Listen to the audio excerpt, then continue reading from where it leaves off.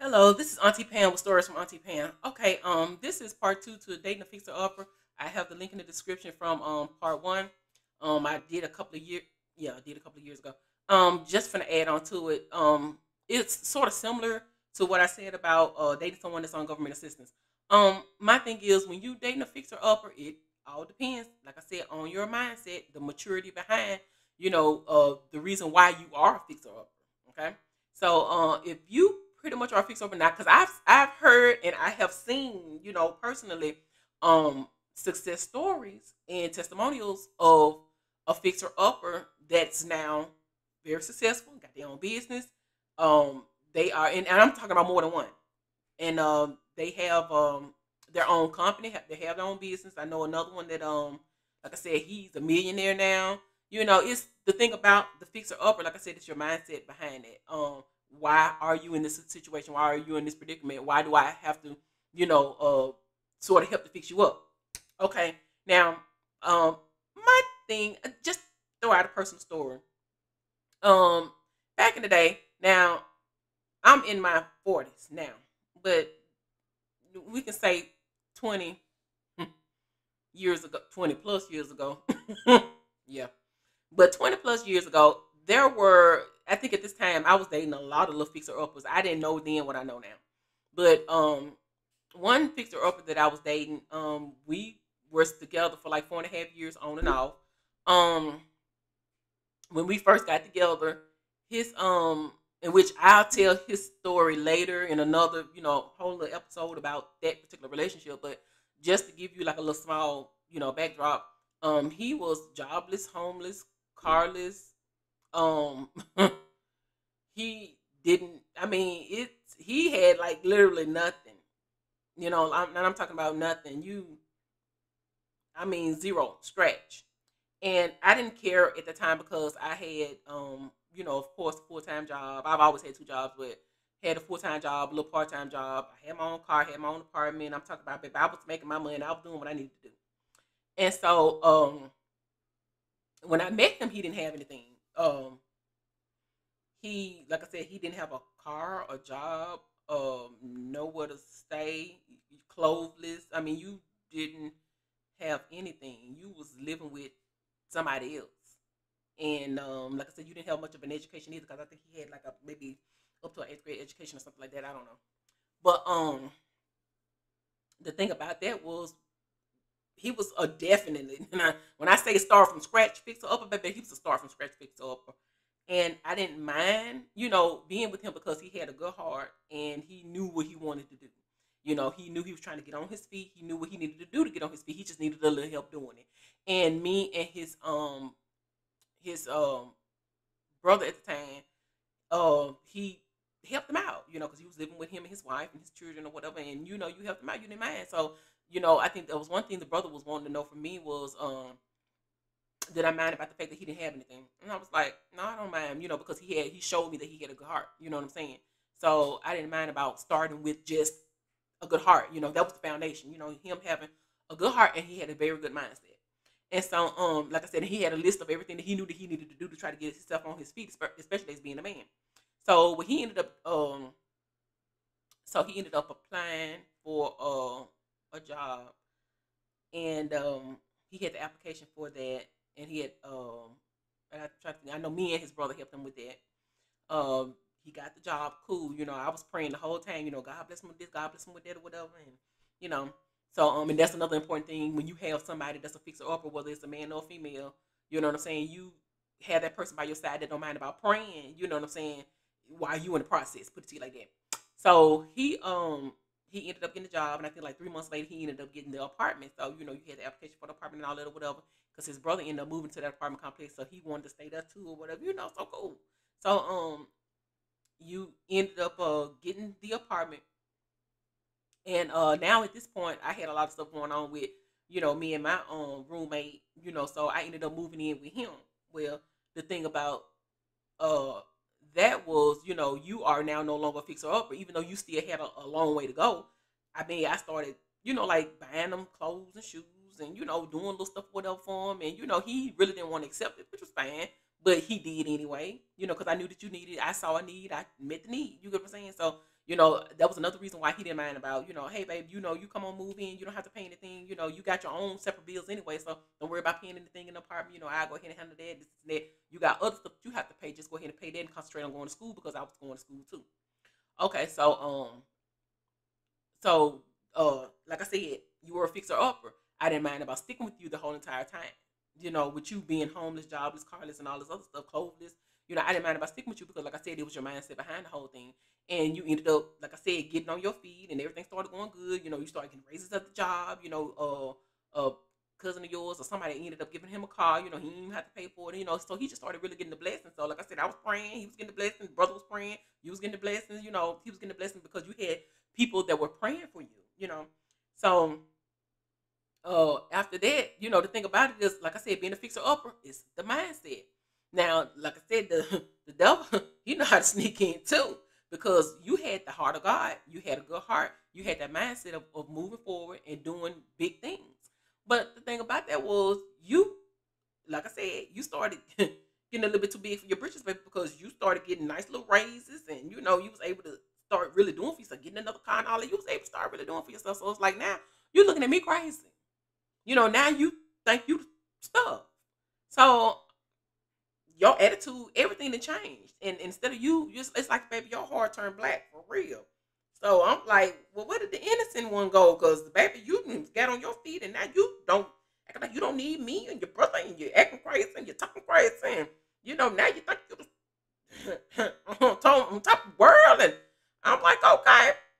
So long story short with that, baby, you end up cheating. And I mean, because now you just thought you was the, y'all know the word for it. That four-letter word. You just thought you was the. So you no longer fix a upper. You forgetting the fact of where you came from. You forgetting the fact of who helped you, in which I never threw none of that in his face. I don't, when I help somebody, I don't never throw it in their face what I've done for them. Half the time I forget what I even do for people, and then they be reminding me, girl, you remember when you, no, I don't remember none of that. But girl, you helped me so much. You gave me this, gave me that. I gave you what? Girl, I can't believe I gave you that myself. But okay. But no, for real, I don't remember when I do stuff for people, because if I give it to you or do stuff for you out of the kindness of my heart, I'm not gonna remember any of that. But the thing about it was, he obviously forgot who helped him or who did for him. Because, baby, you dismissed us, honey, like we was a pair of dirty draws around here. I'm like, okay, but still stuck by your side, me and your brother, and we just figured that, okay, this is just a stage. God's blessing you, and God's looking to see how you doing with the blessing, this and that, and this is just a stage. We just gonna see whether or not he just stop with the attitude, or stop thinking that he just blankety blank. No, baby, you didn't stop. So that ended our relationship. With you cheating and all this or whatever, thinking that you can do better. But baby, the same people, honey, that dismissed you when you had nothing are the ones you went running to just to try to show them, oh, I got it, I made it, I did it. But they weren't by your side when you got it, made it, and did it. The people that you should have been trying to help and honor are the people that was by your side throughout the whole little thing. And of course, and I understand your parents not helping because your parents want you to grow up and be a man. That's exactly what they were supposed to do, not help. Because this is your learning time. This is what you need to do. They can't keep coming and rescuing you, especially with you being no grown man. You in your late 20s. They can't do that for you. So, yeah. Mom and daddy did right. Baby, you just going to have to sleep on the park bench, because that's exactly what you were doing, baby. You sleeping outside in the park, on the park bench and on the ground and everything else. Yeah. You're going to have to learn the hard way. They can't keep bailing you out. And they got tired of bailing you out, So, he, like I said, you starting to get the big head now. You thinking you stuck. Okay, so like I said, you mistreating everybody that treated you right. But karma is something else. Because, baby, you treating me dirty and doing what you did to me and cheating and all that or whatever. And then, like I said, we were on and off. But when I finally decided to let him go, I let him go. But the thing about that is, baby, when karma hit you, it hit you hard. Because all the women you call yourself talking to and getting with and thinking that you can do better than me, baby, they dogged you out, stole your money, did you wrong, A, B, C, D, E, F, N, G. And then, of course, you came back years later with the shoulda, coulda, wouldas, and I understand you was a good woman, blah, blah, blah, and you ain't gonna give me no another chance because, I messed it up. And yeah, you right about that. But my thing, My thing is, I didn't give you another chance because you were still in the process of learning. Um, after the fact, after the fall, I'm gonna put it like this right here. So you got blessed, and then you got the big head, and then you end up having to fall and get humbled, and you still needed to learn a lot throughout that particular process. And at that time, I didn't think that you learned enough. Not trying to get me back. And I'm just listening to what the Holy Spirit had told me at that time about him, and he still was self conscious about a lot of different things, and he still wasn't. I'm trying to think of the word for it. He wasn't really sure and positive, and had that I know I'm a man attitude type of thing going on, because it's like I know a lot of men that I'm 6 feet tall. Okay, he's like 5'8", and with me wearing heels, baby, I'm 6'1", 6'2", 6'3". Okay, and with you being a short man, you was very self conscious about being with a tall woman. Well, my thing is at that particular point when we first started dating, I wasn't wearing heels and stuff like that anyway, because I was, like I said, school, full time job, had part time job, baby. I had a lot going on, so I wasn't. The only place I was dressing up going to church was only place I was dressing up going anywhere was the church. But um, he wasn't going with me, so even with me with the heels and all that on or whatever, I mean, it ain't like I had to stand up beside you with any of it on. But even when I did, like coming home and stuff like that, you had to look up at me like a tree.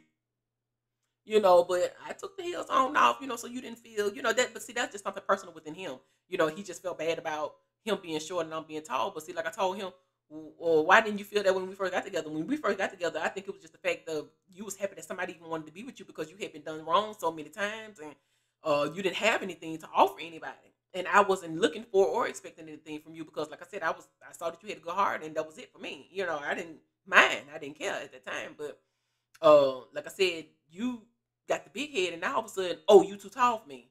Okay, well, like I said, if there was a problem at the beginning, you should have said that at the beginning, because baby, I wouldn't have never wasted my time if I was just too tall for you from the beginning. But no, like I said, that was just some stuff that he had to work within himself. As far as like, oh, well, you said that because that was your way out, that was your escape, because you wanted to, do what you wanted to do, and be out there in the streets and cheat and this and that. You weren't ready to be, committed. And then the thing about it was, we were engaged, but like I said, after you got that little taste of the blessing that you ended up getting with the job and the car and the apartment and all that or whatever, then like I said, everything else pretty much went out the window. And see, sometimes people do that.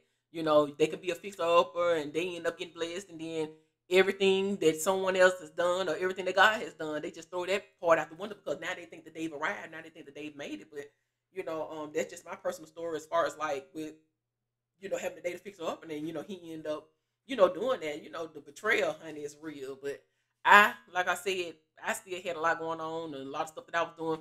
I didn't care one way or the other. Baby, that's you, that's your life. Do what you want to do. Like I said, karma hit him and hit him very hard. But my thing is, I pray for him. God, just go ahead and bless him with the wisdom, knowledge, understanding of what he needs to do from this point on. Lord, bless him with a wife, blah blah blah. And God did. You get what I'm saying? So as long as he, cause see, what ended up happening was I told him from what the Spirit told me, which was, until you apologize, nothing will go right for you. And like I said, I'm not throwing no curses or nothing like that on you. That's not what I'm doing. Like I said, karma. What goes around comes around. You reap what you sow. Either one of them three phrases, you take either one, run with it. But I heard that in the Spirit. And so I told him that. I was like, babe, I said, until you apologize to me, I said, nothing will go right for you. Well, you decided not to apologize for a whole entire, 5 years? And so for 5 years, you went through pure hell. And like I said, the stuff that you went through with other women, and they ended up, like I said, stealing from you, cheating on you, and doing everything that you did to me, baby, they did to you. And so he finally did come and apologize. And the only reason why is because I think he said something about he was listening to a sermon by T.D. Jakes or something like that. And then it hit his spirit for him to call him, try to get in touch with me. And he ended up, his best friend that helped him to mess up our relationship. You know what I'm saying? Like I said, it's a mindset. You listen to your friend if you want to. That's on you. But you listening to your friend messed up our relationship. But he apologized for all that or whatever. But his friend also apologized for it too. So when he saw me, he was so excited. When he saw me, he came to my job, and his friend did, and he couldn't believe that I worked there. So he was like, "Oh my God, I can't believe it." It was like, "Man, I hadn't seen you so long. Oh my God, I've been wanting to apologize for all this time." And I'm like, even though I remember what happened, I mean, like I said, I had already forgave you. I had already forgiven all of y'all. So I mean, I'm like, I'm cool because I ain't got time, like I said, to be running around here, stressed and sick and going to hell because I decided not to forgive you. Nah, baby, that ain't even how that go.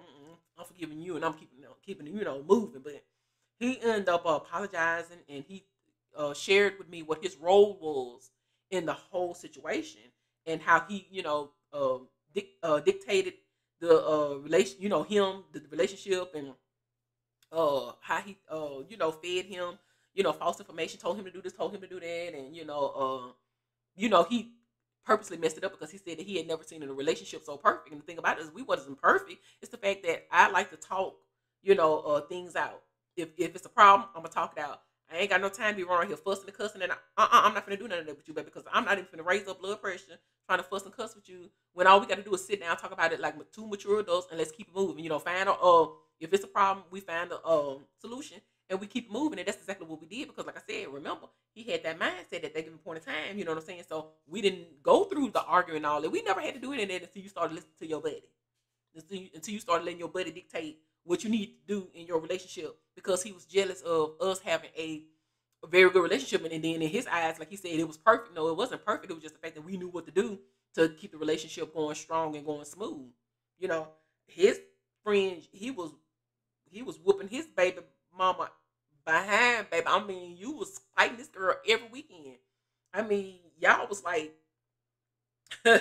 y'all was all in this thing around here. Y'all was George Floyd.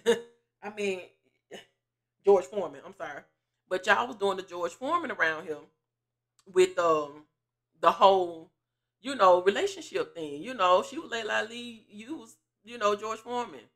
You was Mike Tyson. You was doing this to her every weekend, and it was like a regular thing to the point where, okay, well, this is just our relationship, and you did that because you were cheating on this girl, and you know blaming her for this, blaming her for that, mumbling and griping and this and that. And I mean, that's just the way he was raised. Oh, it's supposed to be okay for you to put your hands on him. No, it's not. But see, like I said, it depends on how you see things and how you raise. That's how you treat your relationship. But like I said, the guy that I had, he was nothing like that. He knew better, and he, I'm not even finna. I'm gonna add that into his story later on, honey, about the fight that we had. For those that know me, they know what ended up happening. I thought I had killed the boy, but we gonna talk about that later. Ooh, child, I thought I had to go to jail. But but for real though, back to the story. But the friend apologized to me, and he called my ex immediately and told him, guess what? I know what pen work and da da da da. And I talked to him on the phone. He was so excited, and he apologized to me.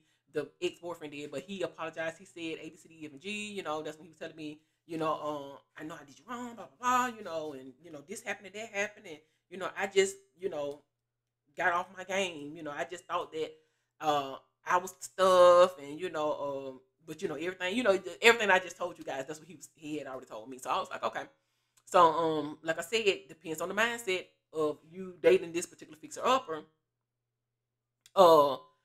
Like I said, it just depends on where your information is coming from. Because if you're a fixer upper and you diligent in trying to get a relationship with God and trying to do right and try to do for yourself and you're treating people right, then I can see that being something long term. Helping the fixer upper, dating the fixer upper, doing everything that you need to do, and then once he becomes successful or on his feet, then he don't mind about helping you. But like I said, if the mindset is already wrong, then you dating the fixer upper, that ain't gonna do nothing but make him a monster. It's gonna make him worse. But like I said, even though my situation, I thought should have came out right, it was his friends. It was the people that was around him that sort of messed that part up for him. Like I said, his association.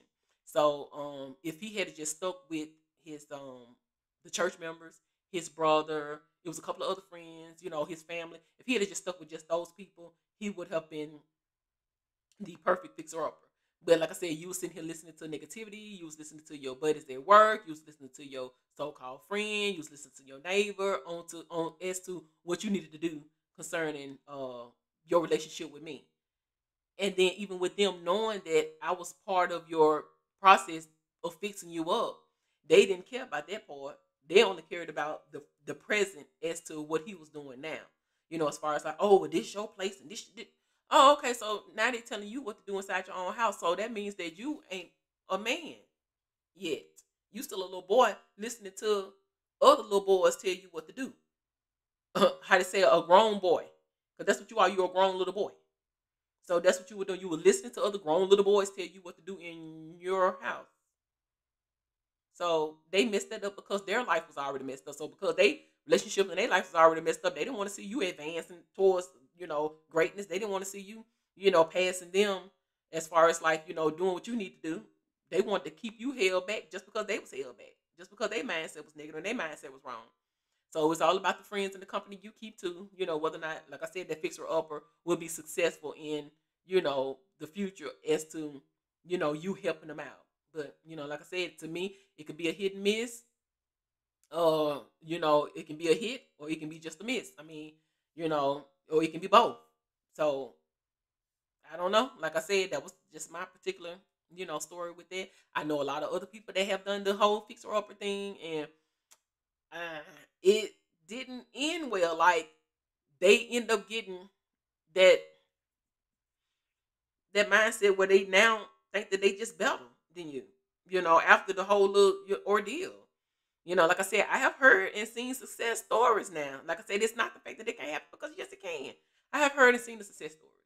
And like I said, they are wonderful. I mean, it makes me teary-eyed. It's so cute.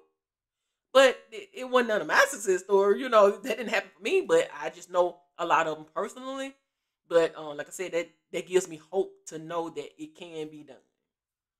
Even though mine didn't work out. And I had more than one fixer-upper story. I'm not gonna get into that, but one, two, neither one of them worked. It was three of them. Neither one of them worked. It was Because the thing about it was, as soon as they started, I'm helping, I'm doing A, B, C, D, F, and G, and as soon as they get up on their feet, they forgot where their help came from. So that was always the issue, and it's like even now, for all three of them, like I said, they're not happy. None of them are happy. It's like they're just existing. They're just living. You're not happy. So I'm like, oh, okay. But like I said, that was the story for the fixer up. And like I said, you guys make your own decision on whether or not that's something that you want to do or something that you want to invest in as far as like dating a fixer upper. A lot of people just don't even finna waste their time period. They feel, especially like you got women that's like, oh baby, if you ain't already got it, then I'm not gonna waste my time. So they looking like, baby, you ain't got what? No, boo, I'm good. Because if you already have it, the woman already has it, and the man doesn't have it, they looking like, no, we ain't even play that with you, baby, because I need to be able to step into, what I know I need. Or what I know, not to say that the woman using you, they ain't using you, but they still need to be able to step into it. Because if you're not doing what I'm doing and more, but what I need you for. Because like I said, catch me in my 20s. Catch me in my teens and my 20s. Baby, I'm in my 40s now. It ain't no way you know the word, H-E-double hockey stick, that I'm even finna waste my time like that. Baby, you supposed to already be mature, have that particular mindset. I'm gonna need to see something. Because see, by the time you turn 30, maybe 35, you should own something. Other than a doggone bus pass. Baby, I'm gonna need you to have a car. Uh, uh baby, you ain't got no credit. And see, you got a lot of people that buy stuff with cash and don't have credit. Okay, cool. But I'm gonna need you to have a little something, baby. Show me some type of Equifax TransUnion score. I'm gonna need you to not be at 0 or 200 or 300, baby. Show me that you can get something. I mean, if the only thing that you got is free Facebook and free Instagram and everything that you got is free, that's the only thing you got in your name. You ain't got no you ain't got no car, no house, no no, you ain't got nothing in your name. Like I said, everything that's in your name shouldn't be just free. Like I said, there's a problem with that. If everything is free that's in your name, baby, we all can get that. Show me where you've been investing. Show me where you trying to do something for yourself. Because, like I said, I don't know what type of women you think that you finna get. Because it ain't, If you ain't got yourself together, baby, like I said, I'm in my 40s now. Like I said, you try me in my 20s, in my teens, but even when I got into my 30s, I had already changed my mindset, and I was like, you know what? No, baby, I'm not doing fixer uppers no more. But see, my thing, but then, the thing about that is, if God was to actually speak to you and told you, you got to do what God tell you to do. Now, see, that's a totally different story. If God said, pointed that person out and said, "Hey, he'll fix the upper," but he's in line with your purpose and your destiny. Okay, if God told you, cool. And same for a woman. If God showed a man, hey, she is in line with your destiny, because it's in my will. She's a fixer upper, but I know you can handle it. That's why I'm gonna hand her to you, or that's why I'm gonna hand him to you. That's a totally different story. Be obedient. But as far as like God ain't spoke to me and told me that, baby, no, boom, nah. But like I said, the decision and the choice is all yours. I'm throwing out the example. I'm just letting you know it's possible.